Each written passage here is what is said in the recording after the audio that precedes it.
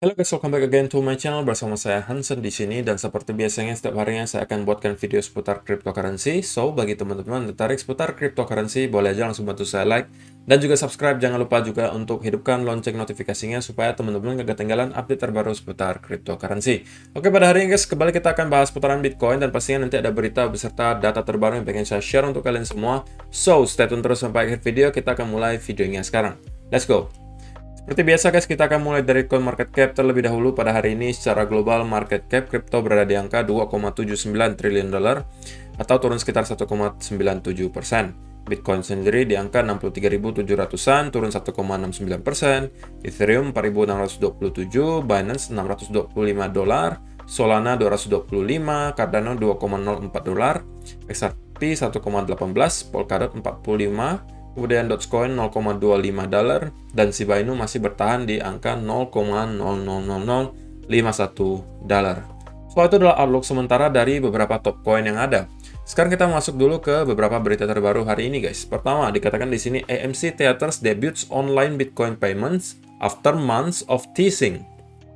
Jadi, sekarang AMC Theater sudah bisa menyediakan pembelian tiket online membayarnya menggunakan cryptocurrency. Jadi orang-orang di Amerika udah bisa nonton di AMC Theatres, beli tiketnya online, bayarnya pakai cryptocurrency. Dan beberapa kripto yang diterima adalah diantaranya Bitcoin, Ethereum, Bitcoin Cash, dan Litecoin. Jadi Dogecoin juga bakalan nyusul katanya. Dan kemarin juga ada rumor soal Shiba Inu juga sepertinya bakalan dimasukin ke dalam list. Cuman nggak tahu apakah itu masih sekedar rumor atau itu memang benar-benar nanti akan terjadi. Dan menurut saya ya ini adalah sebuah gebrakan yang sangat positif lah gitu ya. Bisa dibayangkan kalau misalnya nanti di Indo juga diterapkan hal yang sama gitu kan. Kita nonton di 21 juga bisa bayarnya pakai kripto kan, pakai Bitcoin atau Ethereum atau mungkin pakai BNB gitu kan.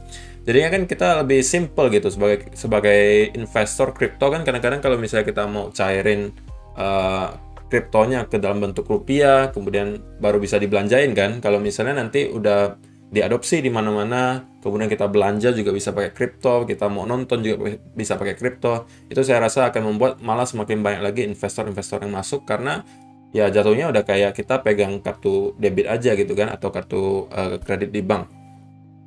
So, itu adalah berita pertama. Next, di sini dikatakan Bitcoin due to hit 90K in coming weeks despite pullback, latest technical analysis. Jadi ada seorang analis lagi mengatakan dalam beberapa minggu ke depan kita bisa melihat Bitcoin nyampe ke angka sekitaran 90.000 gitu ya. Dan menurut si analis ini, untuk sementara waktu, with short-term conditions punishing leverage long traders, but funding rates still high. However, hodlers may be in for more pain before a recovery kicks in. Jadi menurut si analis ya, kita sementara kemungkinan akan menghukum dulu atau kasih pelajaran untuk orang-orang yang pakai leverage kemarin, yang long pakai leverage, kemudian pakai margin dan lain-lain. Pokoknya itu sepertinya pengen dibersihkan dulu seperti yang udah kita sampaikan kemarin. Tingkat leverage rasionya juga udah cukup tinggi yang membuat kemarin saya katakan kemungkinan tidak lama lagi kita akan mendapatkan semacam koreksi atau shake out terlebih dahulu untuk membersihkan orang-orang yang pakai leverage. Baru kemudian kita akan mendapati leg berikutnya ke atas. Dan analis ini sepertinya juga setuju ya bahwa kita sepertinya masih mempunyai ruang sedikit untuk koreksi sebelum benar-benar kita naik ke atas. Dan kemudian di sini dia mengatakan we remain bullish on high time frame and continue to expect the rally to rally up to 85 to 90k region in coming weeks. Jadi dia expect dalam beberapa minggu ke depan kita mungkin bisa rally ke angka 85.000 sampai 90.000. Anggap saja kalau dia anggapannya coming weeks itu mungkin 3 atau 4 minggu lagi. Berarti ya akhir bulan November atau awal bulan Desember mereka expect Bitcoin udah di harga 85 sampai 90.000 dolar. Apakah kalian setuju guys bahwa dengan jangka waktu yang nggak panjang lagi, sekarang kita udah tanggal 13 November, hampir setengah bulan November udah selesai, kita masih punya kurang lebih 17 hari lagi gitu kan. Apakah menurut kalian cukup waktu bagi Bitcoin untuk rally dari harganya sekarang 63-an ribu nyampe ke 85 sampai 90.000 dalam kurun waktu kurang lebih ya 3 mingguan? Sekarang yang tahu pendapat kalian di kolom komentar di bawah, di komen aja. Oke. Next. Nah, ini si tukang cocok logi, tech dev ya, lagi-lagi. Bitcoin daily break of yellow line confirms correction before continuation to the upside. Jadi ya, dia si tech dev juga yang sebelumnya selalu bullish. Sekarang juga ngasih sedikit awareness lah untuk kalian gitu ya. Apabila kita mendapati ada breakdown dari RSI di sini, maka kemungkinan besar kita akan mendapati koreksi lebih dalam sebelum kita benar-benar recovery lagi ke atas.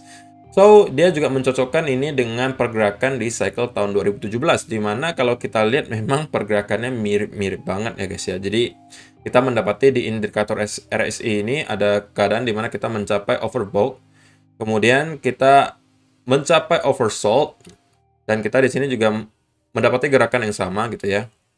Kita membentuk semacam trend line di sini guys. Oke. Dan di sini ada sentuhan sekali, di sini juga ada sentuhan. Di sini juga ada sentuhannya, di sini juga ada sentuhannya, dan kalau misalnya kita break dari trendline tersebut, biasanya kita akan mendapati koreksi lebih dalam. Nah, di sini juga kita membentuk sebuah trendline gitu guys ya. Dan kalau misalnya kita break dari trendline di sini, sama seperti yang terjadi di tahun 2017 kemarin, maka kemungkinan juga kita akan mendapati koreksi lebih dalam sebelum kita benar-benar naik ke atas. Nah, koreksi yang terjadi di tahun 2017 juga terlihat cukup dalam di sini ya guys ya. Sebelum kita benar-benar rally lagi ke atas dan tidak pernah lagi nyampe ke harga segini. Oke, jadi itu teman-teman perlu keep in mind. Mungkin kalau misalnya teman-teman yang memang demen pakai RSI, mungkin ini bisa menjadi salah satu pedoman untuk kalian ngelihat market gitu ya. Next, dari Will Clemente, ini data on-chain ya. Long-term holders buy Bitcoin into weakness and sell into strength. We've just gotten our first red prints on long-term holder net position change in over 6 months, showing bull market distribution has begun. Jadi ya, secara overall, ya ini bukan berita baik sebenarnya guys, karena menurut si Will Clemente dari data on-chain yang tersedia di sini, kita sudah melihat fase distribusi dari para long-term holder itu udah mulai start terjadi. Alias orang-orang yang hold Bitcoin jangka panjang itu sekarang udah mulai cicil untuk keluar dari market gitu ya. Udah mulai gitu ya. Belum benar-benar keluar tapi udah mulai start cicil keluar dari market. Terlihat dari long term holder net position change-nya. Ketika kita ngelihat grafik ini merah, maka mereka melakukan distribusi. Ketika ini warnanya hijau, berarti mereka sedang melakukan akumulasi. Nah, terakhir kali kita melihat hal seperti ini dari yang hijau menjadi merah, itu ada di akhir tahun 2020 kemarin ketika kita mendapati rally yang cukup kencang. Tetapi walaupun kita melihat udah ada start distribusi daripada long term holder, tidak serta-merta kita tiba-tiba langsung crash ya guys. Kita perlu waktu juga. Teman-teman bisa lihat, kita berada di fase distribusi itu selama dari November 2020 sampai April 2021. Jadi kurang lebih setengah tahunan kita berada di fase distribusi sebelum benar-benar market kehilangan momentum. Para long term holdernya udah pada keluar semua, sisa retail doang yang dorong harganya ke atas, dan pada akhirnya kita mendapati koreksi besar seperti ini. Dan ini baru permulaannya guys, ini cuma secuil dong, teman-teman bisa lihat ini awalnya juga seperti ini. Tetapi yang perlu teman-teman tahu bahwa fase distribusi ini wajar banget, karena menurut si Will Clemente ini ya simple gitu ya. Para long term holder kan pengen take profit juga guys. Mereka di sini dikatakan long-term holders buy Bitcoin into weakness and sell into strength. Ya kalau misalnya Bitcoin lagi lemah atau lagi drop parah, ya long-term holder pasti akumulasi. Sesuai dengan yang terjadi di sini, ya kan? Ketika harganya lagi murah, ya mereka akumulasi. Ketika harganya lagi tinggi, ya mereka start untuk distribusi. Ya itu hal yang wajar gitu ya, karena mereka pengen take profit juga, guys. Tapi perlu diingat, long-term holder itu banyak banget gitu. Dan perlu juga proses sebelum sampai akhirnya long term holder udah pada habis, sisa retail doang yang ada untuk mendorong harga naik, dan pada akhirnya retail juga kehabisan tenaga dan kita mendapati koreksi besar. Atau mungkin kalau selanjutnya yang terjadi di sini, kita akan mendapati bear market. Tetapi ini baru permulaannya. Jadi kalau misalnya berkaca dari kejadian yang lalu, maka mungkin kita bisa bertahan di fase distribusi selama kurang lebih setengah tahun sebelum kita benar-benar akhirnya drop parah lagi atau mendapatkan koreksi besar, atau bahkan kita masuk lagi ke bear market. Karena kan sekarang udah mulai ada banyak keluar asumsi atau narasi bahwa kita kemungkinan tidak akan masuk lagi ke bear market. Kita kemungkinan hanya akan koreksi lalu naik lagi, koreksi lalu naik lagi, koreksi lalu naik lagi. Jadi udah ada orang-orang yang mengatakan lengthening cycle lah atau perpanjangan cycle gitu kan. Kemudian ada yang bilang super cycle, ada yang bilang pokoknya banyak banget sekarang versinya gitu kan. Jadi ada yang bilang cycle kali ini akan lebih panjang daripada cycle-cycle sebelumnya, tapi ada juga yang bilang kita tidak akan pernah lagi masuk ke bear market karena udah banyak institusi masuk lah, udah banyak diadopsi oleh perusahaan dan lain-lain sebagainya. Tetapi kalau misalnya soal lengthening cycle atau perpanjangan cycle, ya sebenarnya kita bisa melihat sepertinya itu terjadi sekarang ya guys ya. Karena kita sekarang masih di angka 63.000, kita belum melihat ada fase parabolik yang terjadi dan kita hanya kurang lebih 1,5 bulan lagi sampai 2021 berakhir. Karena biasanya kan kalau bull market itu berakhirnya di akhir tahun ya, atau Desember biasanya. Januari udah masuk Januari, kita udah mulai masuk ke bear market. Nah ini juga untuk teman-teman yang baru masuk ya, harusnya baru masuk ke kripto, harusnya mungkin mempunyai pemikiran seperti ini, di mana ekspektasi mereka itu yang baru-baru masuk adalah Bitcoin itu harganya akan seperti ini. Ekspektasinya gitu ya, setiap hari terus exponentially naik, atau secara eksponensial terus-menerus naik. Tidak ada koreksi sama sekali, pokoknya yang namanya Bitcoin bakalan naik terus. Itulah asumsi para orang yang mungkin baru masuk, masih newbie gitu kan. Karena kan mereka mungkin mendengar dari teman-teman mereka, wah saya udah cuan mungkin ribuan persen di Bitcoin, udah cuan ratusan ribu persen bahkan di meme coin gitu kan. Jadi mereka beranggapan yang namanya kripto itu selalu naik gitu dan tidak ada halangan di pertengahan jalan. Pokoknya ya kalian taruh duit, nanti harganya akan naik terus, naik terus, naik terus, tidak ada halangan. Tetapi pada kenyataannya yang terjadi adalah seperti ini guys, dimana itu tidak dalam bentuk seperti ini ya, pasti ada halangannya di tengah jalan. Kita akan mendapati koreksi, kemudian naik lagi, pump, kemudian koreksi lagi, pump lagi, koreksi lagi, pump lagi, koreksi lagi. Seperti itu harusnya yang terjadi, bukan model seperti ini guys ya. Jadi kalian yang baru-baru masuk ke kripto harus siap mental juga untuk dikocok-kocok seperti ini. Jangan sampai kalian mentalnya mudah tergoyahkan ketika melihat ada koreksi kecil lalu kalian udah pada ketakutan dan pengen jualan kripto kalian gitu ya. So, itulah beberapa berita beserta data terbaru hari ini yang pengen share untuk kalian semua. So, sekarang kita masuk ke chartnya Bitcoin. Dan saya pengen pesan lagi untuk kalian semua yang belum punya account untuk trading. Kalau misalnya kalian sekarang masih main di spot doang, pengen trading di future juga, saran saya teman-teman coba saja platform Bybit. Karena platform Bybit untuk trading menurut saya cukup baik. Karena teman-teman bisa lihat di Bybit itu chartnya weeknya nggak panjang-panjang seperti ini, nggak banyak manipulasi seperti yang kemarin-kemarin di Binance US itu sampai Bitcoin nyentuh 9.000 gitu kan, itu kan parah banget gitu. Di Bybit itu saya rasa masih stabil-stabil banget. Jadi kalau misalnya kalian memang mencari platform yang bagus untuk trading, saya sarankan Bybit. Kalau misalnya belum punya, silakan klik saja link yang sudah saya sediakan di kolom deskripsi di bawah untuk mendaftar. Karena kalau kalian mendaftar menggunakan link tersebut, kalian akan mendapatkan bonus hingga $600. Tentunya syarat dan ketentuan yang berlaku, teman-teman tinggal baca saja nanti. Oke?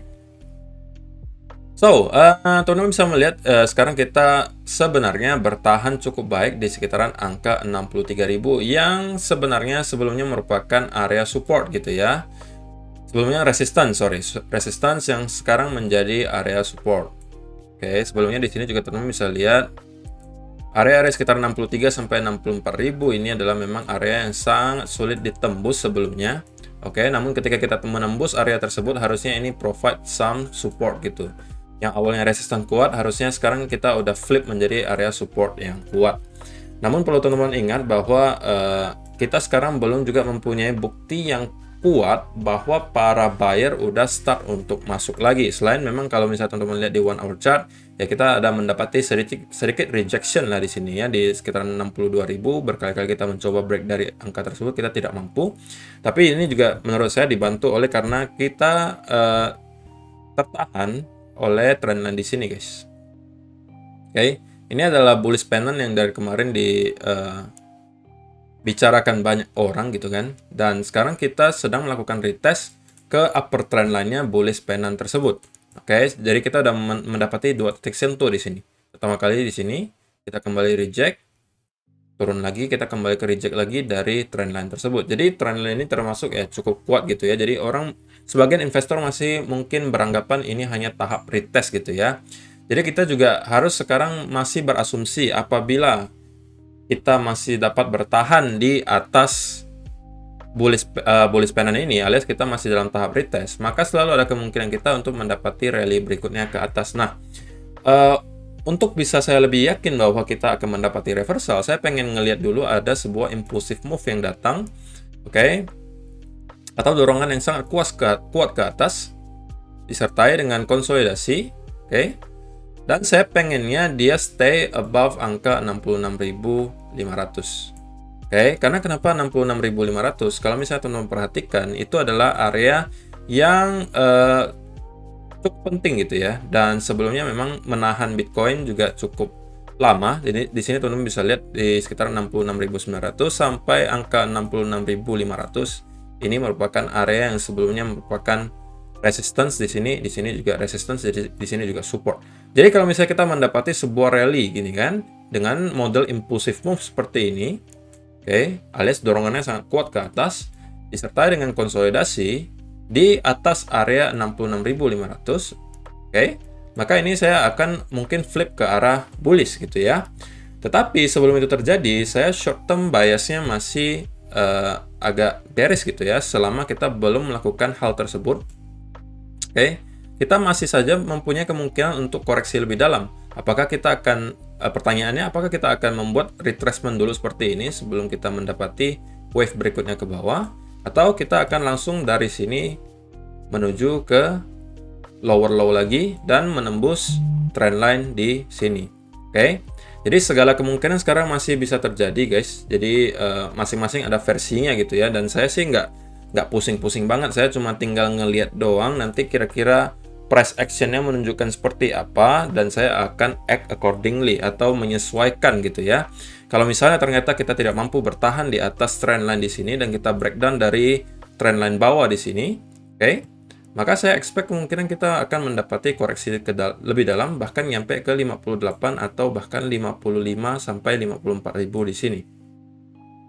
Oke, kalau misalnya teman-teman bertanya kenapa di area tersebut, ya itu kemarin udah disampaikan ya, itu adalah area Fibonacci retracement 0,382 dan 0,5-nya dari rally di sini.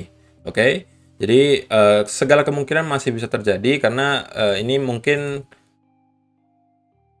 masih banyak orang beranggapan kita di fase retest ya gitu ya. Jadi ada dua versi. Kalau versi bullishnya adalah orang mengatakan kita masih berada dalam fase retest yang normal gitu ya. Kita mendapati ada bullish pennant, breakout, kita sekarang lagi retest dan kemungkinan kita akan naik lagi ke atas. Nah, kalau misalnya ini yang terjadi, saya pengen lihat yang tadi saya bilang. Break dari 66.500, stay di atas angka tersebut, konsolidasi. Nah, kalau ini yang terjadi, saya akan mungkin flip ke arah bullish. Tapi sebelum itu terjadi, saya masih sedikit biasnya ke arah bearish kalau saya pribadi gitu ya. Tentunya ini bukan financial advice, ini hanya pendapat pribadi saya guys.